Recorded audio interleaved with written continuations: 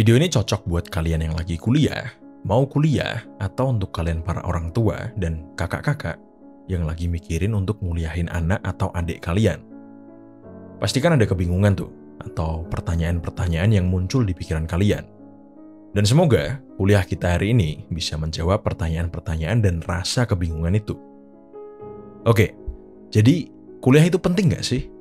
Tergantung sama apa yang akan saya sampaikan. Sebelumnya, disclaimer dulu, ini murni pendapat pribadi saya ya. Silahkan kalau nggak setuju, bisa komen di kolom komentar agar bisa jadi bahan diskusi kita bersama.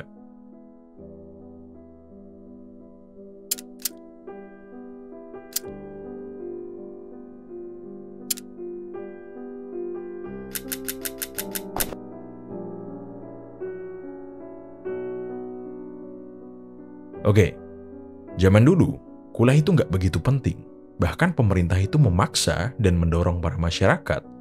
Dan ini nggak cuma di Indonesia aja, bahkan di seluruh dunia. Mereka berani dan siap memfasilitasi masyarakat dengan gratis agar mau mengenyam pendidikan setinggi-tingginya. Meski nggak begitu kelihatan di Indonesia karena adanya korupsi dan nepotisme. Tapi dari zaman setelah kemerdekaan, selalu ada program dari pemerintah untuk kuliah gratis. Nah, lalu kenapa zaman sekarang kuliah sangat mahal sekali? Karena pendidikan zaman sekarang itu dibuat bisnis. Kita harus membayar besar untuk mendapatkan pendidikan. Dan kita akan mendapatkan sesuatu sebagai timbal balik. Apa itu? Ya, gelar. Itu yang utama di zaman sekarang. Yang kedua baru ilmu. Karena faktanya, banyak sekali HRD dan perusahaan-perusahaan, itu mereka selalu melihat para pelamar berdasarkan dia dari lulusan mana. Saya tahu karena teman-teman saya sesama pelaku bisnis pun begitu ketika menyeleksi karyawan-karyawannya. Dan meski saya nggak begitu, saya nggak pernah tuh mengkotak-kotakkan pelamar berdasarkan lulusan mana. Bagi saya, selama CV-nya oke dan sesuai kebutuhan saya, pasti saya panggil buat interview. Tapi jujur aja, ketika sampai di tahap tatap muka sama saya, meski nggak semua, tapi kelihatan. Mereka yang lulusan dari universitas top, itu lebih proper, lebih sopan, dan lebih skillful. Oke, kita kembali ke gelar. Yang menyebabkan pendidikan itu dibuat bisnis adalah gelar. Zaman dulu, kalau menurut cerita-cerita dari orang tua di sekitar saya ya, nyari kerja tuh selama kita punya skillnya, nggak perlu gelar, kita bisa keterima. Tapi zaman sekarang, hampir semua lowongan itu ada kualifikasinya, seperti minimal S1, minimal S2, dan sebagainya. Dan inilah yang bikin pendidikan itu mahal. Kita harus bayar mahal untuk dapat gelar, dan gelar itu bisa kita gunakan untuk bekerja. Dan semakin mahal lagi ketika universitasnya itu universitas yang bagus. Lihat aja stigma masyarakat. Wih, keren ya, dia lulusan UGM loh. Dia lulusan UI loh. Itu masih yang lokal. Bayangin aja kalau dia kuliahnya di Harvard atau Stanford gitu. Nggak perlu interview, bisa jadi langsung diterima. Oke, mahalnya kuliah itu nggak cuma di biaya kuliahnya aja, tapi masih ada buku, masih ada praktek, masih ada KKN, dan sebagainya.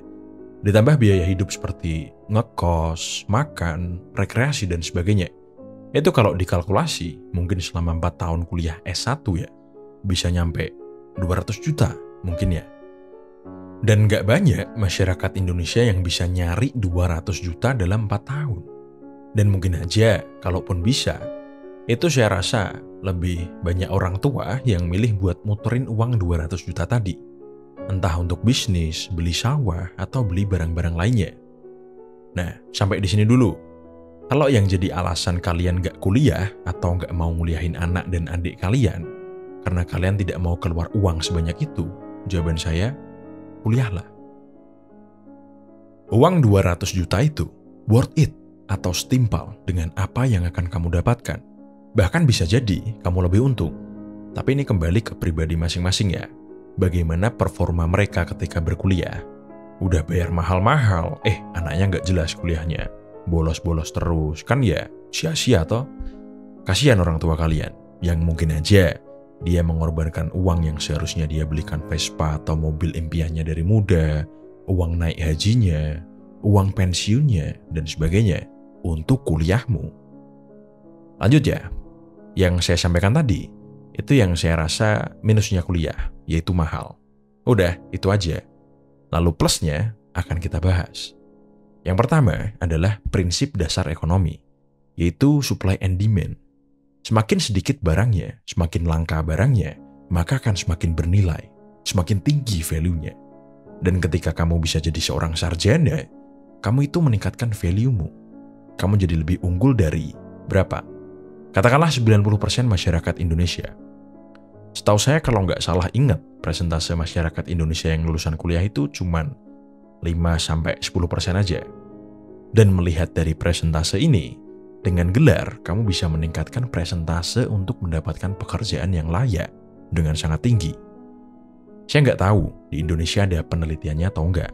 Tapi dulu saya pernah baca penelitian di Amerika yang membuat persentase mendapatkan pekerjaan dari orang dengan gelar dan tidak bergelar itu kalau nggak salah sampai hampir 90% perbedaannya. Itu tadi keuntungan paling dasar dari berkuliah, yaitu mendapatkan gelar untuk mempermudah mendapatkan pekerjaan. Simpelnya, membuka opportunity atau membuka kesempatan. Keuntungan lainnya banyak. Kita bisa belajar bersosialisasi, membangun karakter diri kita, mengenal karakter-karakter manusia yang begitu unik-unik, membangun relasi, mendapatkan banyak skill baru, yang mungkin itu jadi salah satu bakatmu nanti. Belajar mandiri dan tentunya belajar menjadi seorang manusia dewasa. Dan masih banyak lagi. Jadi kalau alasan kalian itu eman duitnya, percayalah, worth it kok. Tapi beda lagi kalau kamu nggak punya duit. Pak, orang tua saya nggak mampu buat nguliahin saya. Nah, di sini akan kita bahas. Ketika kamu nggak berkuliah karena nggak punya duit, itu nggak apa-apa kok sebetulnya. Saya dari tadi mungkin cuma sekali aja ya nyebutin bahwa kuliah itu dapat ilmu. Ya, memang betul dapat ilmu, tapi menurut saya, pendidikan zaman sekarang itu udah kuno, udah ketinggalan zaman. Dan saya rasa semua materi ilmu yang diajarkan di kurikulum kuliah itu tersedia di internet dan toko buku. Semua bisa menjangkau lah. Jadi dapat ilmu di kuliah itu nomor 2. Kalau memang kamu nggak bisa kuliah karena nggak ada uang, saya yakin kamu pun masih mampu untuk beli kuota dan beli buku. Jadi belajarlah dari situ aja. Dan niscaya, saya yakin asal kamu tekuni dan rutin belajar, ilmumu itu akan jauh lebih tinggi dari para lulusan sarjana. Tapi sebisa mungkin, belajarnya dari buku juga ya, jangan dari internet aja.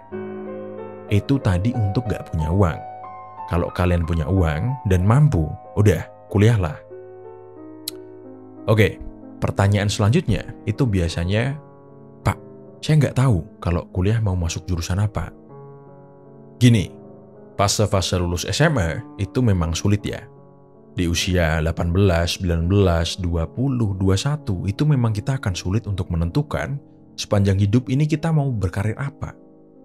Dan karena kebingungan terus nggak dikasih kesempatan buat mikir, apalagi dapat tekanan dari orang tua, gengsi teman-teman, dan tekanan-tekanan lainnya, kamu pun jadi asal-asalan ngambil jurusan.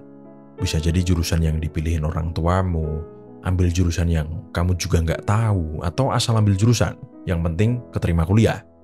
Nah, ini bisa jadi masalah yang besar nanti. Dulu pun saya juga sama, bapak saya nyuruh saya jadi tentara. Kalau saya nggak mau dan nggak keterima, saya disuruh masuk ke kedokteran. Saya udah pusing itu. Selain saya nggak mau kedokteran, saya juga kasihan bapak saya kalau harus bayarin kuliah kedokteran yang semahal itu. Keluarga saya aja cuma punya motor 1 waktu itu. Masa harus bayar kuliah saya yang bisa buat beli Camry? Di situ saya memutuskan untuk fokus nyoba daftar tentara. Jadi saya gap year. Ketika gap year, saya sering ketemu juga sama teman-teman saya yang udah kuliah ya. Dan dari interaksi-interaksi itu, saya dapat insight. Contohnya, ada teman saya yang masuk ke hutanan UGM. Ketika ketemu, dia sambat. Suwok, aku kilo, ono matkul biomatematika. Kon ngitung godong cuk. Nah, di situ udah jelas, saya nggak mau masuk ke kedokteran. Masa ada biomatematika? Sepusing apa itu? Masih banyak lagi lah interaksi-interaksi lain sebetulnya. Terus selama gap year, saya ini kan memang dasarnya suka baca buku ya. Jadi saya baca semua tuh jurusan-jurusan yang tersedia di kampus yang saya inginkan. Saya baca semua, termasuk prospek kerjanya. Jalur-jalur kalau mau lanjut S2 dan S3. Intinya saya research lah. Akhirnya ketemu tuh jurusan yang saya pengen. Ada filsafat UGM dan UI, ilmu politik UGM dan UI, strategi perang asimetrisnya Unhan, dan yang terakhir psikologi. Dan ya, saya keterimanya di psikologi. Meski setelah menjalani kuliah psikologi, saya merasa nggak begitu cocok sama jurusannya. Dan setelah lulus saya malah melenceng ke dunia bisnis. Tapi saya nggak nyesel masuk ke situ. Ilmunya pun masih berguna di kehidupan saya sampai sekarang. Gitu. Jadi kalau kalian bingung, gap year lah, nggak apa-apa. Gunakan masa 1-2 tahun itu untuk mengenal dirimu sendiri. Explore dirimu sendiri. Nggak usah takut ketinggalan dari teman-temanmu. Wong ya, ada kok yang masuk tepat waktu tapi baru lulus 7 tahun. Ada juga yang masuknya telat tapi bisa lulus 3,5 tahun. Saya nggak pernah menyesali keputusan gap year saya, karena itu momen di mana saya mendapatkan banyak sekali ilmu dan menemukan kepingan-kepingan diri saya. Sehingga saya semakin jelas mau menjalani masa depan yang seperti apa. Lalu, apa aja Pak yang perlu saya lakukan ketika gap year? Oh, banyak. Kalau saya dulu ya, saya baca buku. Kalau nggak salah momen gap year itu jadi tahun terbanyak saya membaca buku. Sekitar 60-an buku saya baca tahun itu. Dulu saya itu dikasih uang saku sama bapak saya, 7.000 atau 10.000 gitu per hari. Saya agak lupa. Nah, uang itu saya gunakan buat beli rokok. Lalu saya kerja. Waktu itu saya udah terjun di dunia saham lumayan lama, mungkin 2 atau 3 tahun. Dan profit dari situ saya gunakan untuk beli buku. Saya buat bahasa gaulnya aja deh. Passive income saya dari uang saku, saya gunakan untuk kebutuhan pokok, yaitu merokok. Dan pendapatan saya dari saham, saya gunakan untuk investasi leher ke atas, yaitu memperpintar diri saya dengan membeli buku. Dan buku-buku yang saya baca itu bervariasi, dari mulai novel sampai buku-buku bisnis, self-development, bahkan sastra pun juga saya baca. Tapi kalau kalian mau baca buku untuk menemukan jati diri, saya sarankan bacanya yang bukan novel. Cari aja buku-buku non-fiksi. Lalu selain baca buku, kalian pun bisa bekerja. Kerjaan apa aja bisa kalian hajar. Nikmati prosesnya, serap ilmu dan pengalaman sebanyak-banyaknya dari situ. Karena sebaik-baiknya belajar, itu praktek. Lalu kalian juga bisa jalan-jalan. Waktu gap year itu momen dimana saya jadi benar-benar suka naik gunung. Sebetulnya dari SMA saya udah suka, tapi saya tipe pendaki yang haus puncak waktu itu. Nah, pas gap year ini, saya belajar buat menikmati perjalanannya. Kalaupun ada suatu kondisi dimana saya nggak bisa ke puncak, ya nggak apa-apa. Saya tetap menikmati perjalanannya. Saya ngobrol sama warga lokal, ngobrol sesama pendaki, penjaga warung, penjaga base camp, dan itu memberikan saya banyak sekali hal-hal penting yang melengkapi jati diri saya. Dari mulai pertama kali saya naik kereta, saya naik kapal, saya naik pesawat, itu pengalaman-pengalaman yang baru terjadi pas saya gap year. Terus, apalagi ya? Kumpul-kumpul. Saya dulu tetap menjaga silaturahmi dengan teman-teman meski mereka sibuk berkuliah. Saya pun dikenalin dengan teman-teman barunya, dan ini nambah relasi saya. Bahkan sampai sekarang pun ada beberapa orang yang buka bisnis bareng saya. Intinya, pastikan gap year-mu itu tidak sia-sia. Oke, mungkin gitu aja ya. Sedikit tambahan, saya kalau nggak kuliah, mungkin nggak akan sesukses sekarang. Jadi saya sarankan kalau bisa dan mampu, berkuliahlah. Telat pun nggak masalah.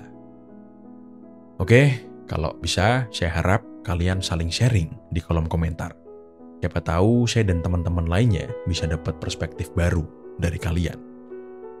Sekian, jangan lupa like, share, dan subscribe.